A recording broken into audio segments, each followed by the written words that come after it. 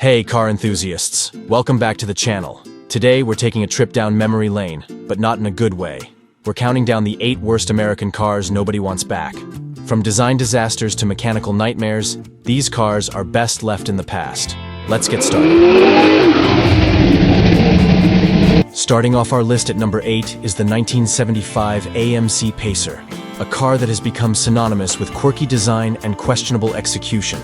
Known as the Flying Fishbowl due to its bubble-like design and wide stance, this vehicle aimed to combine compact size with an unexpectedly spacious interior.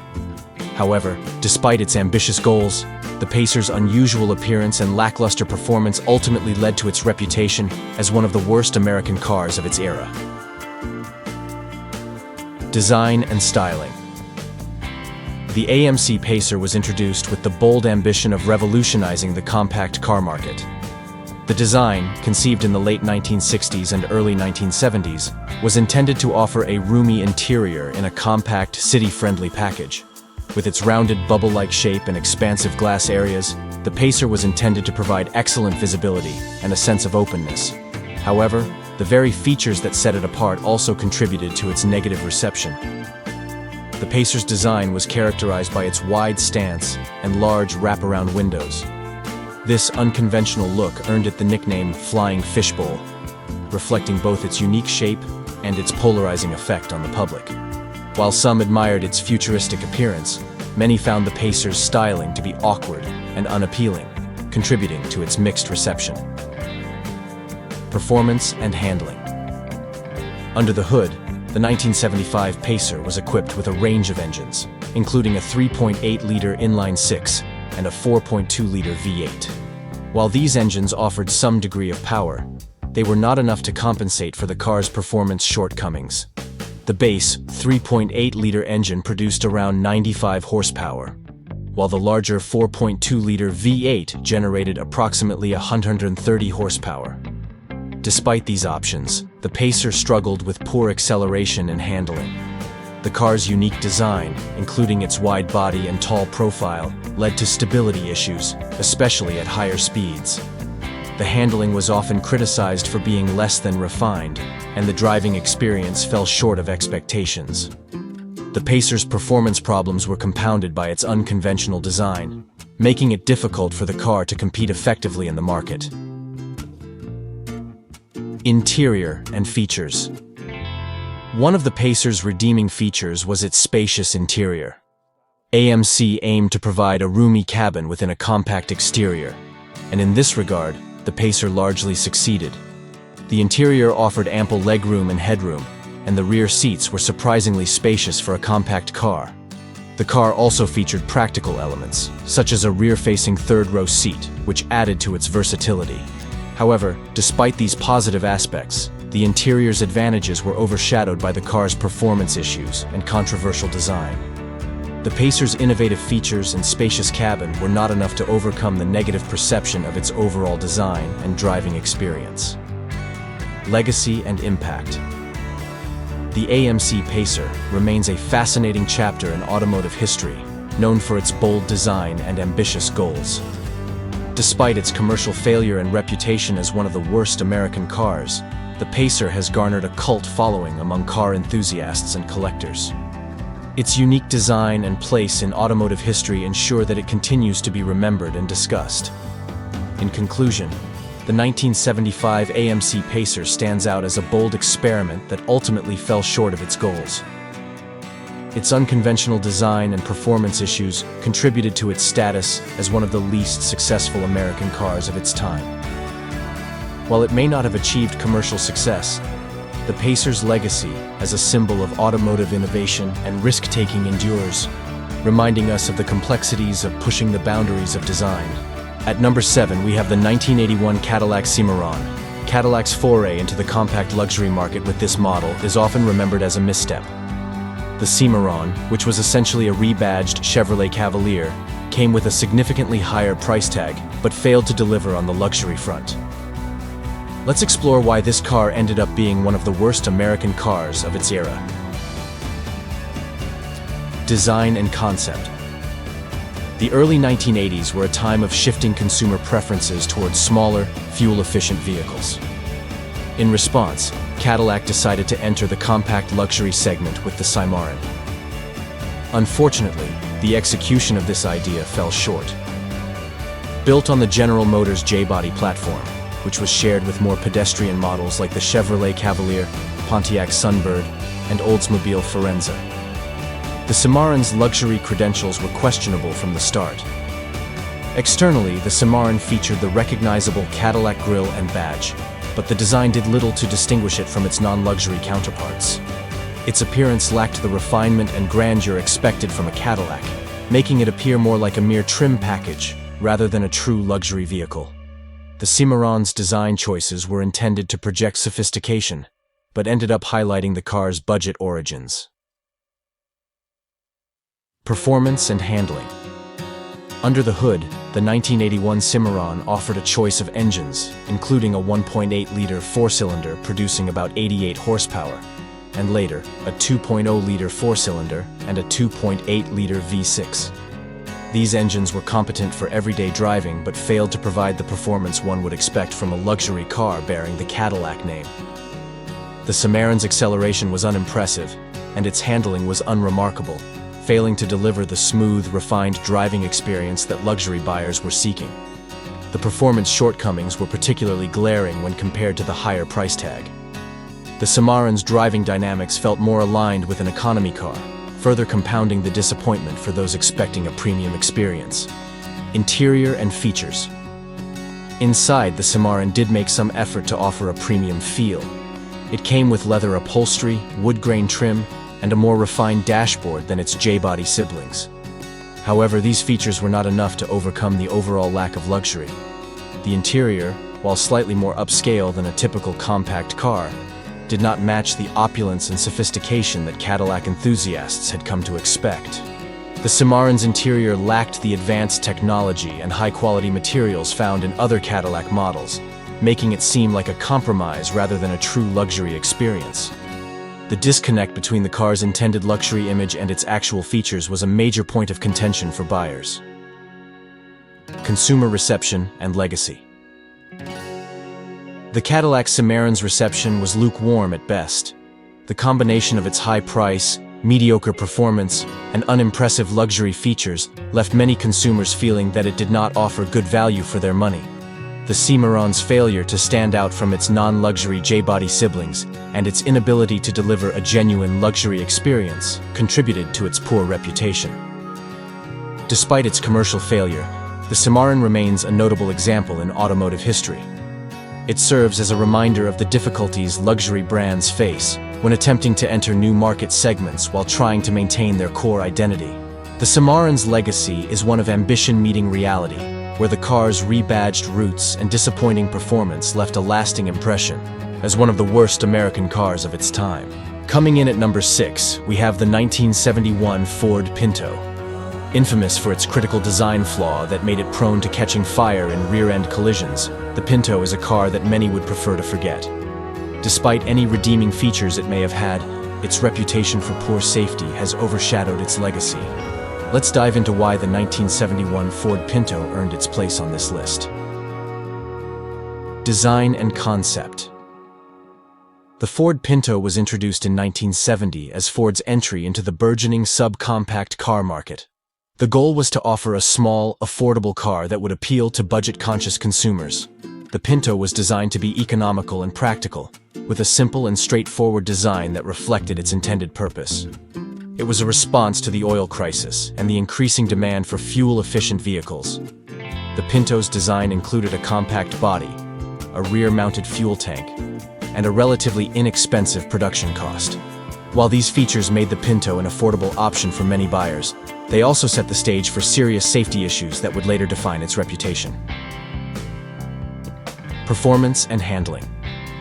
In terms of performance, the Pinto was equipped with a range of engines, including a 1.6-liter four-cylinder engine that produced around 75 horsepower, and a 2.0-liter four-cylinder engine with approximately 95 horsepower.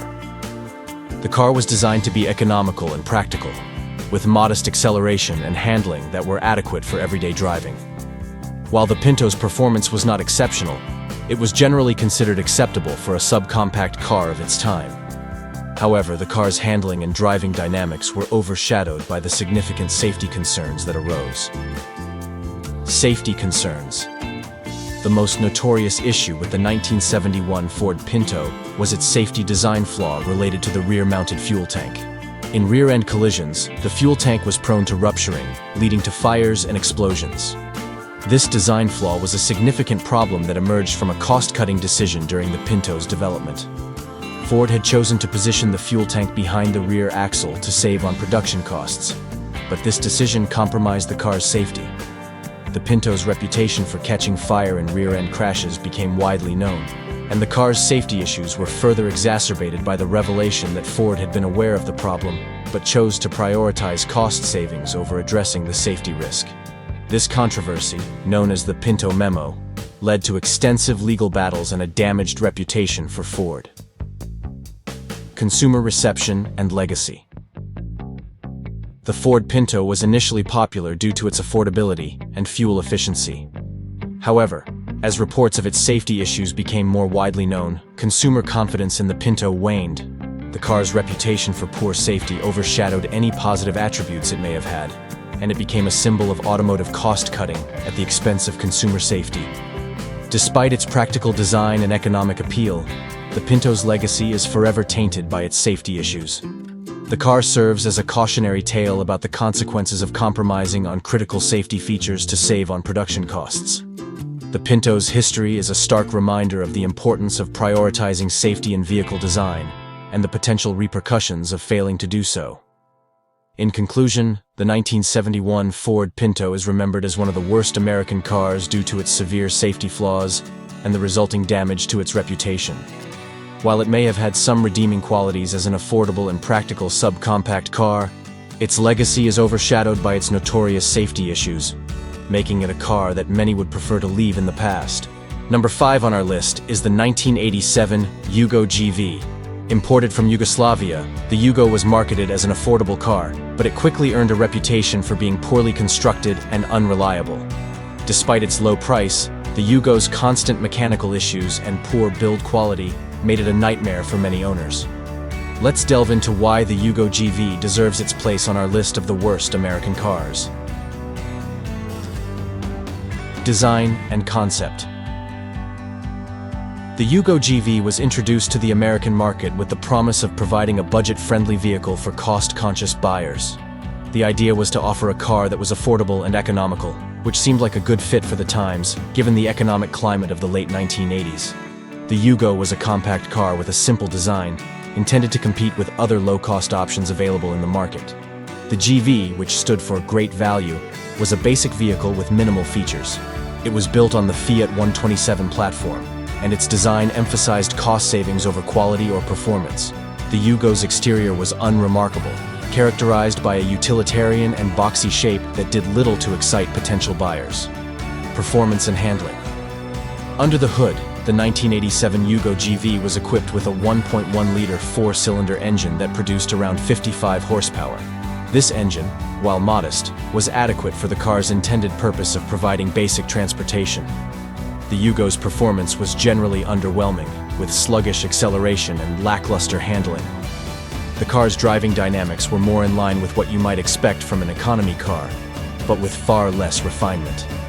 The handling of the Yugo GV was also criticized for being less than precise. The car's suspension and steering were often described as being overly soft and imprecise, which contributed to a less engaging driving experience. The lack of advanced engineering and refinement made the Yugo feel more like a basic transportation appliance rather than a well-rounded vehicle. Build quality and reliability. One of the major criticisms of the Yugo GV was its build quality. The car was known for its poor construction and use of inexpensive materials. This led to frequent mechanical issues and a reputation for being unreliable. Owners reported problems with the car's electrical system, engine components, and overall durability. The Yugo's tendency to break down and require frequent repairs quickly turned it into a problematic choice for many buyers. The car's build quality issues were exacerbated by the lack of an established service network and spare parts availability in the US.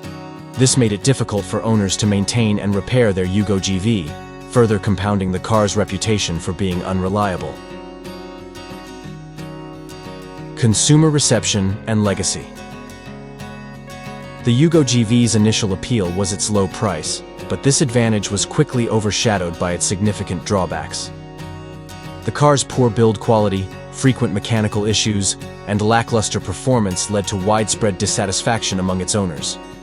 The Yugo became synonymous with the term cheap car, and its reputation suffered as a result. The Yugo's brief stint in the American market ended in 1992, and it is often remembered as a cautionary tale about the pitfalls of importing low-cost vehicles, without considering the long-term implications of quality and reliability. Despite its attempt to offer a budget-friendly option, the Yugo GV's shortcomings made it one of the worst American cars of its era. In conclusion, the 1987 Yugo GV is remembered for its numerous flaws, including poor build quality, unreliable performance, and overall lack of refinement. While it may have been affordable, the constant mechanical issues and disappointing ownership experience overshadowed any potential benefits. The Yugo GV serves as a reminder that price alone is not enough to ensure a successful car, and quality and reliability are crucial for a positive ownership experience. At number 4, we have the 1974 Ford Mustang II. This model attempted to recapture the spirit of the original Mustang, but ended up falling short in almost every regard. With its underpowered engines and uninspiring design, the Mustang II is often regarded as a low point in the Mustang's storied history. Let's explore why this iteration of the Mustang missed the mark so badly. Design and concept. The 1974 Ford Mustang II was introduced during a tumultuous period for the automotive industry, characterized by rising fuel prices and stricter emissions regulations. In response to these changes, Ford decided to downsize the Mustang, aiming to produce a smaller, more fuel-efficient vehicle. The Mustang II was built on the subcompact Ford Pinto platform, marking a significant departure from the larger, performance-oriented Mustangs of the past. The design of the Mustang II was intended to reflect the compact car trend of the 1970s, but it lacked the aggressive styling and muscle car charm of its predecessors. The Mustang II featured a boxy and somewhat bland exterior, which was a stark contrast to the sleek and sporty lines of the original Mustang. The attempt to modernize the car resulted in a design that many enthusiasts felt was uninspired and unworthy of the Mustang name. Performance and handling. Under the hood, the 1974 Mustang II offered a range of engines, including a 2.3-liter four-cylinder engine, producing about 88 horsepower, and a 2.8-liter V6, with approximately 105 horsepower. These engines were a far cry from the powerful V8s that had defined the earlier Mustangs. The Mustang II's performance was characterized by sluggish acceleration and lackluster driving dynamics. The car's handling was also unimpressive, with a focus on comfort and fuel efficiency rather than the sporty, engaging drive that had been the hallmark of the Mustang brand. The Mustang II's performance and handling were more aligned with economy cars of the era, leading to widespread criticism from enthusiasts who missed the thrilling driving experience of the classic Mustangs. Interior and features inside, the 1974 Mustang II offered a basic and utilitarian cabin. The interior was functional, but lacked the refinement and sporty touches that had characterized earlier models. The car came with standard features for its time, but it did not stand out in terms of comfort or style. The interior design was straightforward and reflected the car's focus on practicality rather than performance or luxury. While the Mustang II was designed to be a budget-friendly option, its interior failed to deliver the excitement or quality that had been expected from the Mustang name. Consumer reception and legacy. The 1974 Ford Mustang II was met with mixed to negative reviews from both critics and enthusiasts. While it succeeded in providing a more fuel-efficient and affordable option, it did so at the cost of the performance and style that had defined the Mustang brand. The Mustang II is often viewed as a low point in the Mustang's history, a period when the car's identity was lost in the pursuit of practicality. The Mustang II's legacy is one of disappointment for many Mustang fans who felt that the car betrayed the spirit of the original model. Despite its attempts to adapt to the changing automotive landscape, the Mustang II failed to live up to the expectations set by its predecessors. It serves as a reminder of how challenging it can be to reinvent an iconic brand while maintaining its core appeal. In conclusion, The 1974 Ford Mustang II represents a significant departure from the Mustang's roots. With its underpowered engines, uninspiring design, and lack of performance, it is often remembered as a low point in the Mustang's storied history. While it may have addressed some of the practical concerns of the 1970s, it did so at the expense of the qualities that made the Mustang a beloved and iconic vehicle. Number 3 is the 1980 Chevrolet Citation. As General Motors' first front-wheel drive compact car, the Citation was intended to lead the charge into a new era of automotive design. Unfortunately, it quickly became infamous for a multitude of issues, including braking problems and poor handling. Its reputation for unreliability and quality control problems led to a swift and unfortunate downfall. Let's dive into why the 1980 Chevrolet Citation earned its place on our list of the worst American cars. Design and concept. The Chevrolet Citation was introduced as part of GM's X-Body lineup, marking a significant shift towards front-wheel drive vehicles for the brand. The Citation was designed to compete in the growing compact car market and was aimed at offering a more modern and economical option for buyers. Its introduction was part of GM's strategy to address changing consumer preferences and regulatory pressures. The Citation featured a compact design with a focus on practicality and fuel efficiency. While it represented a departure from traditional rear-wheel drive layouts, its design did little to inspire excitement. The car's boxy and utilitarian exterior was functional, but lacked the charm and appeal of more refined compact cars of its era. The Citation was built to be cost-effective and functional, but its initial promise was overshadowed by significant issues. Performance and handling. Under the hood, the 1980 Chevrolet Citation offered a range of engines, including a 2.5-liter four-cylinder and an optional V6. While these engines were designed to provide adequate power for a compact car, the Citation's performance left much to be desired. The handling was particularly problematic, with reports of poor steering response and a general lack of driving refinement. One of the major issues with the Citation was its braking performance. The car was known for experiencing brake fade and inconsistent stopping power, which contributed to concerns about safety and reliability. The handling problems, combined with braking issues, resulted in a driving experience that was far from enjoyable and raised significant concerns among owners and reviewers. Quality control issues. The Chevrolet Citation's reputation suffered greatly due to its quality control problems. The car was plagued by a variety of issues, including inconsistent build quality, electrical problems, and mechanical failures. Reports of malfunctioning components, such as faulty transmissions and problematic suspension systems, were common. These quality control issues were compounded by GM's struggle to address the problems effectively. The Citation's reliability was frequently questioned, and many owners experienced frequent breakdowns and repair needs. The car's overall durability was a major concern, leading to widespread dissatisfaction among its customer base. Consumer reception and legacy. The 1980 Chevrolet Citation was met with criticism from both consumers and automotive critics. While it was initially praised for its innovation as GM's first front-wheel drive compact car, its numerous problems quickly overshadowed any initial advantages. The car's poor handling, braking issues, and reliability concerns led to a negative reputation that proved difficult to overcome. The Citation's legacy is one of disappointment and missed opportunity. While it represented an important shift in automotive design for GM, the execution was flawed, and the car's numerous issues tarnished its reputation. The Citation serves as a reminder of the challenges that come with introducing new technology and the importance of addressing quality and reliability in automotive design. In conclusion, the 1980 Chevrolet Citation is remembered as one of the worst American cars due to its significant quality control issues, poor handling, and unreliable performance. Despite its role in pioneering front-wheel drive technology for GM, the Citation's shortcomings ultimately overshadowed its innovations, making it a cautionary tale in automotive history. Coming in at number 2, we have the 1978 Dodge Aspen. This car was plagued with rust problems and mechanical failures, which earned it a spot on our list of the worst American cars. The Aspen's bland design and lack of innovation didn't help its case either, making it a vehicle that many would rather forget. Let's dive into why the 1978 Dodge Aspen failed to make a positive impact. Design and concept.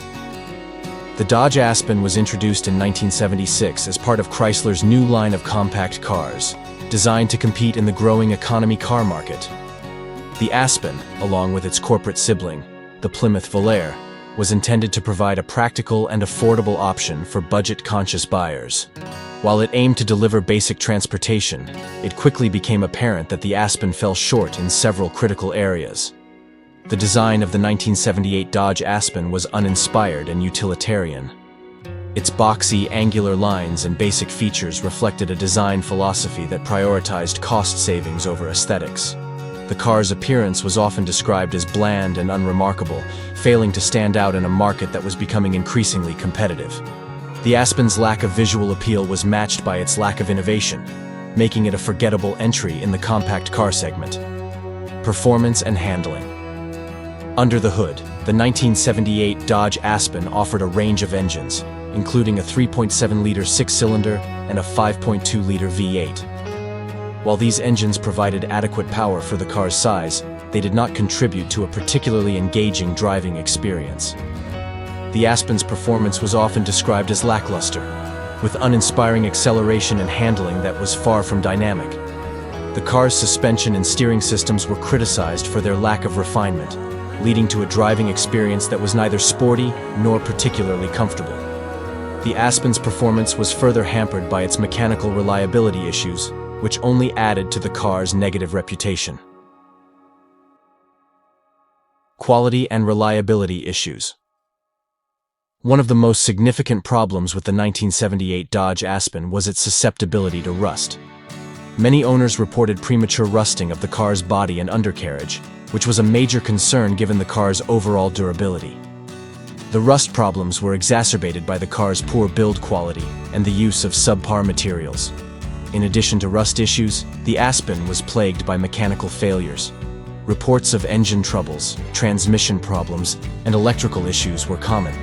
The car's reliability was frequently questioned, and many owners experienced frequent breakdowns and repairs. These problems contributed to the Aspen's poor reputation and diminished its appeal in the market. Consumer reception and legacy. The 1978 Dodge Aspen was met with criticism from both consumers and automotive reviewers. Its bland design, combined with significant quality and reliability issues, led to widespread dissatisfaction. The car's inability to address these problems effectively resulted in a lack of confidence among buyers and a negative overall perception. The Aspen's legacy is largely defined by its shortcomings. While it aimed to provide an affordable and practical compact car, it fell short in delivering both quality and innovation. The car's rust problems and mechanical failures overshadowed any potential advantages, making it a vehicle that many would prefer to forget. In conclusion, the 1978 Dodge Aspen is remembered as one of the worst American cars due to its significant quality issues, bland design, and lack of reliability. Despite its intention to offer a budget-friendly option, the car's shortcomings ultimately overshadowed its potential, cementing its place as a low point in automotive history. And finally, at number 1, we have the 2001 Pontiac Aztek. Often cited as one of the ugliest cars ever made, the Aztek's bizarre design overshadowed its practical features. Despite its cult following, the Aztek remains a symbol of poor automotive design and is best left in the past. Let's explore why the 2001 Pontiac Aztek earned its place at the top of our list of the worst American cars. Design and concept. The Pontiac Aztek was introduced in 2001 as part of Pontiac's attempt to break into the burgeoning SUV market. The car was designed to be a versatile, multi-purpose vehicle with a focus on functionality. However, its design choices quickly became the subject of widespread criticism. The Aztek's exterior design was polarizing, to say the least. It featured a combination of angular lines, mismatched panels, and an overall appearance that many considered unattractive. The car's distinctive look was characterized by its clunky, geometric shapes and unconventional styling elements, such as its split headlights and protruding rear section. While the Aztek aimed to stand out, it did so in a way that left many viewers scratching their heads. Practical features. Despite its controversial design, the Aztek offered some practical features that were ahead of its time. The vehicle was equipped with a versatile interior that included a large cargo area, fold-flat rear seats, and a built-in cooler in the center console. These features were designed to appeal to consumers looking for a practical and functional SUV. The Aztek also came with optional accessories, such as a tent that could be attached to the rear of the vehicle, making it a unique choice for outdoor enthusiasts. However, these practical features did little to compensate for the car's overall design issues. Performance and handling. Under the hood, the 2001 Pontiac Aztek was powered by a 3.4-liter V6 engine that produced around 185 horsepower. While this engine provided adequate power for everyday driving, the Aztek's performance was not particularly noteworthy. The car's handling was characterized by a soft suspension and a relatively uninspired driving experience. The Aztek's driving dynamics were consistent with its focus on practicality rather than performance. While it offered a smooth ride, it lacked the engaging handling and responsiveness that many buyers sought in an SUV. The car's performance was adequate, but did not stand out in a competitive market. Consumer reception and legacy. The 2001 Pontiac Aztek received a mixed to negative reception from both critics and consumers. Its unconventional design was widely panned, and the car became the subject of numerous jokes and memes. The Aztek's appearance was often cited as one of the worst in automotive history, overshadowing its practical features and functionality. Despite its cult following and some innovative features, the Aztek remains a symbol of poor automotive design. Its reputation has been cemented as one of the ugliest cars ever produced, and it is often remembered as a cautionary tale about the risks of prioritizing bold design over overall appeal. In conclusion, the 2001 Pontiac Aztek tops our list of the worst American cars due to its controversial design and mixed reception.